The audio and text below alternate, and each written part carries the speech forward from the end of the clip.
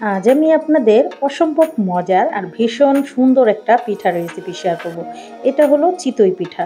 এটা স্বাদে গন্ধে কিন্তু ভরপুর একটা পিঠার রেসিপি। খুবই লোভনীয় হয়। এই পিঠাটা এতটা সফট হয়, মুখে দিলেই মিলিয়ে যাবে এই চিতই পিঠাটা। আসসালামু আলাইকুম viewers, welcome to my channel Rukhsana cooking show. চলে আসলাম নতুন আরও একটি পিঠার রেসিপি নিয়ে। আশা করি আপনাদের কাছে আমার এই চিতই পিঠার রেসিপিটা ভীষণ ভালো লাগবে। চলুন তাহলে দেখে নেওয়া যাক কীভাবে এই মজার চিতই পিঠাটা আমি তৈরি করে নিচ্ছি।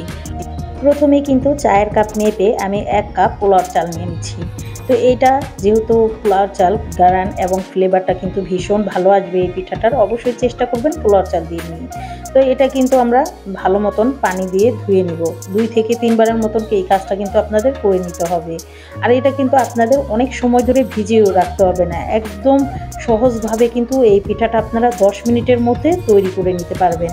তো আমি একটু ভালো মতন কষলে কিন্তু এটা 2 থেকে 3 বারের মতন পানিটা ধুয়ে নিচ্ছি। এই দেখুন, তো ফ্রেশ পানি কিন্তু বের হয়ে আসছে। এখন আমি এটাকে আপনাদের একটু দেখিয়ে দিচ্ছি। এই দেখুন, আমি ভালো মতো কিন্তু ধুয়ে নিয়েছি। তো এক সাইড করে রেখে দিচ্ছি। অন্যদিকে কিন্তু আমি একটা কড়াই বসিয়ে দিয়েছি। কড়াইয়ের মধ্যে সেই চালটা আমি দিয়ে দিচ্ছি। তো যতটুকু পানি ছিল সেই অনুযায়ী কিন্তু আমি দিয়ে দিচ্ছি। তো চালগুলো কিন্তু আমার দেওয়া হয়ে গেছে। এখন যে কাপ মেপে আমি চালটা দিয়েছি সেই কাপ মেপেই কিন্তু আমি 1 কাপ পানি দিয়ে দিব। পানিটা দেওয়া হয়ে গেলে একটা চামচ দিয়ে একটু নেড়ে দিচ্ছি।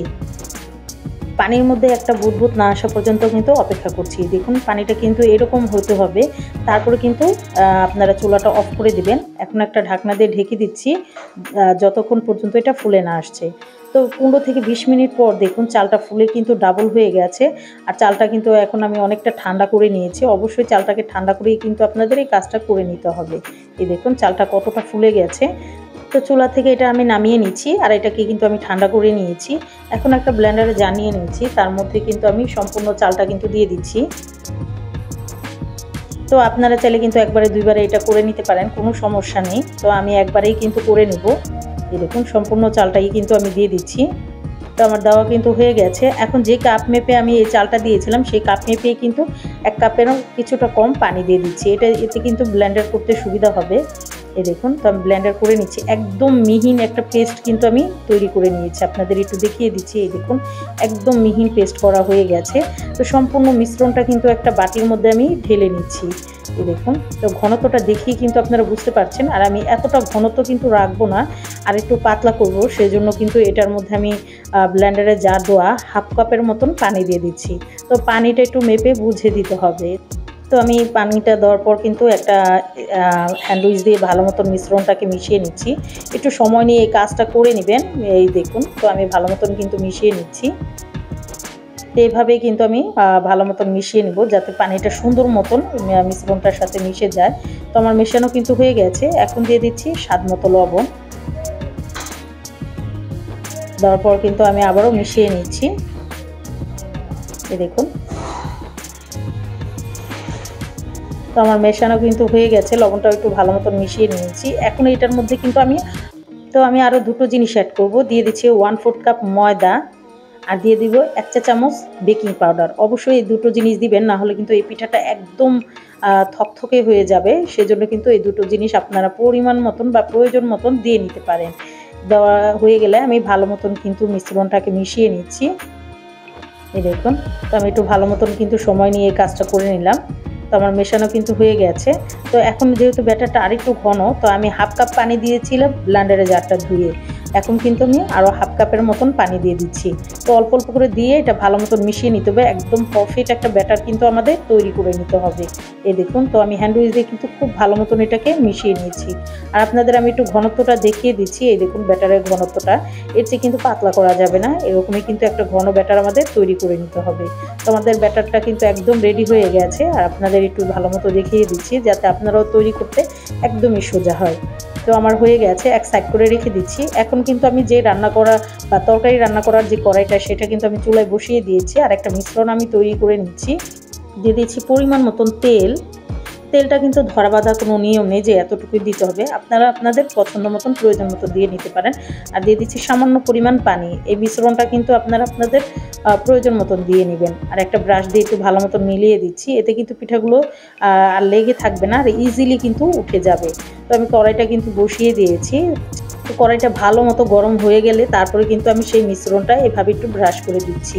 আমি এই কাজটা 2 বার করে নিচ্ছি যাতে পিঠাগুলো খুবই ইজিলি আর খুবই সুন্দর মতন উঠে যায়। সেই জন্য এখন দিয়ে দিব একটা হাতা দিয়ে পরিমাণ মতন ব্যাটার, বা আপনারা যতটা পরিমাণ যতটা বড় ছোট করে তৈরি করবেন সেই অনুযায়ী। তো ঢাকনা দিয়ে ঢেকে দিচ্ছি 2 থেকে 3 মিনিটের জন্য।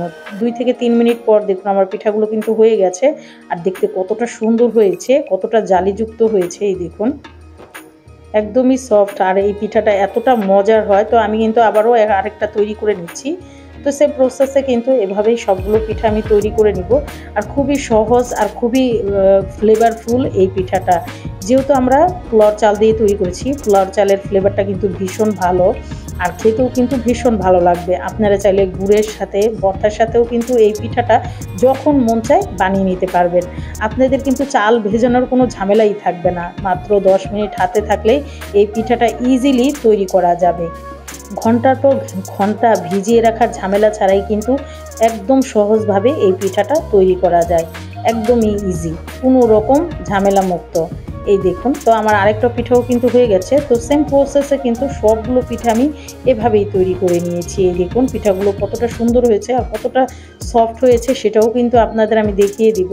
এই দেখুন একদমই সফট, আর এই পিঠাগুলো খেতে কিন্তু ভীষণ মজা হয়। আপনারা চাইলে কিন্তু এভাবেও খেয়ে ফেলতে পারবেন, কোনো সমস্যা নেই। যেহেতু আমরা পোলাওর চাল দিয়ে তৈরি করেছি, এই পিঠাটা কিন্তু একদম ফ্লেভারফুল হবে। তো এমনিতেই কিন্তু খাওয়া যাবে, আপনারা চাইলে কিন্তু এভাবেও খেতে পারেন। এই দেখুন পিঠাটা কতটা সফট হয়েছে, একদম সফট, আর নিচের কালারটাও কতটা সুন্দর এসেছে। এই দেখুন দেখতে কতটা সুন্দর হয়েছে। তো পিঠাটা আমি ভেঙে দেখিয়ে দিচ্ছি। এই দেখুন একদমই সফট আর একদমই অসংখ্য জালিযুক্ত এই পিঠাটা। খেতে অসম্ভব মজার হয়, বাচ্চারা বড়রা ভীষণ পছন্দ করবে, আর খুবই অল্প সময়ে কিন্তু এই পিঠাটা তৈরি করে নিতে পারবেন ইজিলি। তো রেসিপিটা আপনাদের কাছে কেমন লাগলো অবশ্যই আমাকে কমেন্টের মাধ্যমে জানাবেন।